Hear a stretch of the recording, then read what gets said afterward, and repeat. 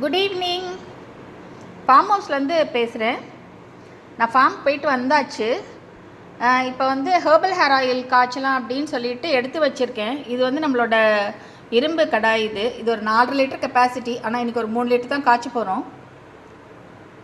இது வந்து வெள்ளை கரிசலாங்கண்ணி. இப்போ வந்து உங்களுக்கு ஓடையில் தண்ணி ஓடுறதுனால நிறைய கிடைக்கும் இப்போ. அதனால் எடுத்து அப்பப்போ காய வச்சு வச்சுருக்கேன்.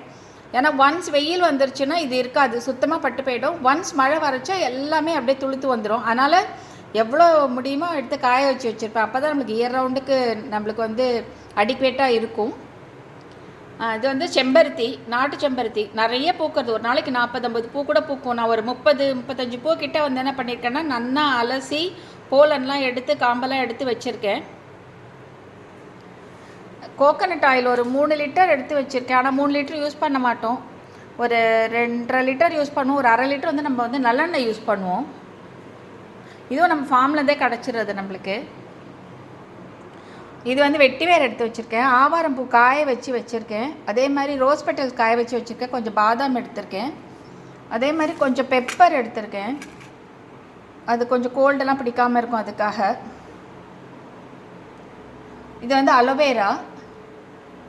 வெந்தயம் வந்து ஏற்கனவே ஒரு 6-7 ஹவர்ஸாக ஊறுறது. இது கொஞ்சம் பவுண்ட் பண்ண. இப்போ எல்லாமே வந்து கொஞ்சம் லைட்டாக பவுண்ட் பண்ணால் போகிறோம், ரொம்ப அரைக்க வேண்டாம் குழன்னு. இதெல்லாம் வந்து நம்ம ஹார்வெஸ்ட் பண்ணிட்டு வந்தது.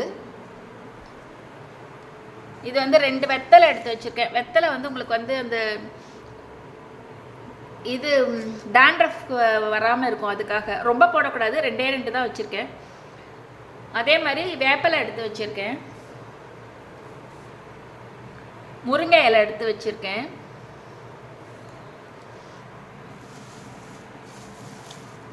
இது வந்து நம்மளோட மருதாணி.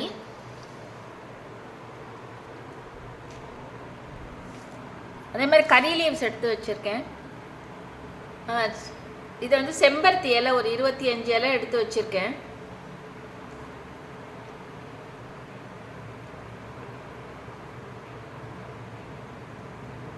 அதெல்லாம் இப்போ தான் ஹார்வெஸ்ட் பண்ணின்னு வந்திருக்கேன். அதனால் அப்படியே எல்லாமே அப்படியே பச்சை பச்சுன்னு இருக்குது. சின்ன வெங்காயம் கொஞ்சம் உரித்து வச்சுருக்கேன். அதே மாதிரி நெல்லிக்காய் வந்து காஞ்ச நெல்லிக்காய் எடுத்து வச்சுருக்கேன். ஸோ இதுதான் வந்து மேஜர் இன்க்ரீடியன்ட்ஸ். இப்போ எல்லாத்தையும் கொஞ்சம் கொஞ்சமாக அரைச்சி எடுத்துன்னு இருக்கேன். இது இந்த அளவுக்கு இருந்தால் போதும். ஆனால் இதில் தண்ணி விட்டு அரைக்கக்கூடாது. தேங்காய் எண்ணெயே விட்டுக்கலாம் நம்ம அரைக்கச்ச, தேவைப்பட்டுதுன்னா. சரியாக அரையவே இல்லை அப்படின்னா, எஸ்பெஷலி வந்து செம்பருத்தி அப்புறம் வேப்பிலெல்லாம் டக்குன்னு அரையாது. அப்படியே அந்த தேங்காய் எண்ணெய் நம்ம யூஸ் பண்ணுற தேங்காய் எண்ணெயை அதில் போட்டு ஒரு சுற்றி கூட எடுத்துக்கலாம்.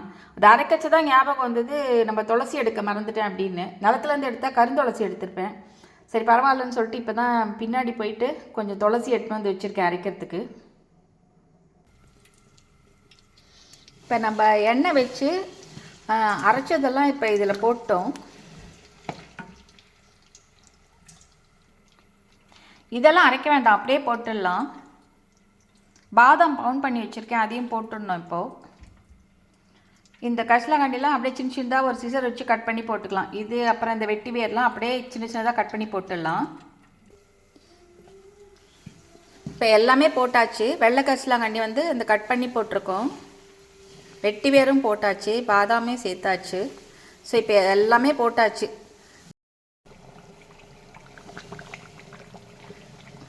இப்போ இதெல்லாம் போட்டு இப்போ கொதிக்க ஆரம்பிச்சிடுது. ஆனால் இப்போ முதல்ல போட்ட உடனே என்ன ஆகும்னா பொங்க ஆரம்பிக்கும். ஏன்னா வெந்தயம்லாம் இருக்கிறதுனால அது வந்து பொங்க ஆரம்பிக்கும்னு. அதே மாதிரி அடிப்பிடிக்கவும் ஆரம்பிக்கும். அதுவும் ஆகக்கூடாது. ஏன்னா அடிப்பிடிச்சதுனாலும் வாசனை ரொம்ப பேடாக இருக்கும். வெந்தயம் வந்து உங்களுக்கு எப்பவுமே அந்த ஸ்டிக்கி கன்சிஸ்டன்சி இருக்கிறதுனால அது கீழே போய் விட்டும். அதே மாதிரி பாதாம் பவுண்ட் பண்ணி போட்டதும் கீழே போய் விட்டும். ஆனாலும் அது இனிஷியல் ஸ்டேஜில் கொஞ்சம் கலரிண்டே இருந்தேன் நான். இப்போ இது கொதிக்க ஆரம்பிச்சிடுச்சு. இது ஆகும் ஒரு 35-40 மினிட்ஸ் ஆகும், அதுக்கு மேலே ஆகும். நம்மளோட கன்சிஸ்டன்சி என்னென்னா, இப்போ நம்ம அரைச்சி போட்டோம் இல்லையா, அதெல்லாம் வந்து பார்த்திங்கன்னா நல்ல ஒரு பேப்பர் கன்சிஸ்டன்சியில் மேலே மிதக்கும். அதை நம்ம தொட்டோம்னா ஒரு மாதிரி மணலை தொடுற மாதிரி நரன்னு இருக்கணும். அந்த நல்ல அந்த ஸ்மூத் கன்சிஸ்டன்சிலாம் போய் அதனோட குழப்பெல்லாம் இது எண்ணெய் அப்சார்ப் பண்ணிவிட்டு அந்த மாதிரி ஆகணும், சாண்டி கன்சிஸ்டன்சி இருக்கணும். அதுதான் நம்மளுக்கு வந்து பதம். சரி, இப்போ இது நான் என்ன பண்ணேன்னா, இப்போ பார்த்தீங்கன்னா நல்லா கொதிக்க ஆரம்பிச்சிடுச்சு.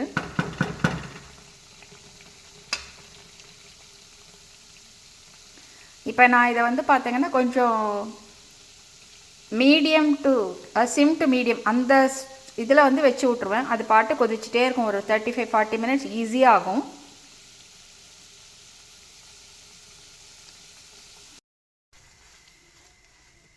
இப்போ இந்த ஆயில் வந்து ரெடி ஆகிடுது. 1 hour மேலேயே ஆகிடுச்சு இந்த வாட்டி. மேபி ஒரு 3.5 லிட்டர்ஸ் கிட்ட இருக்கு இல்லையா, அதனால். இப்போ பார்த்தீங்கன்னா நான் கொஞ்சம் கலர்றேன்.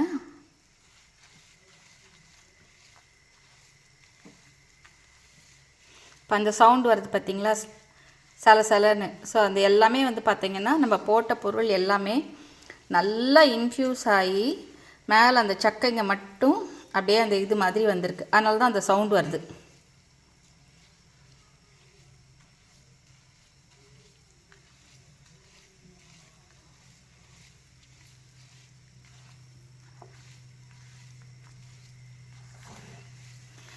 இப்போ என்ன பண்ணோன்னா, இப்போ முதல்ல வந்து இந்த மேலோட மிதக்கிறதெல்லாம் இப்போயே எடுத்துடுவேன், இல்லாட்டா அது வந்து எல்லா ஆயிலும் அப்சார்ப் பண்ணிவிடும்.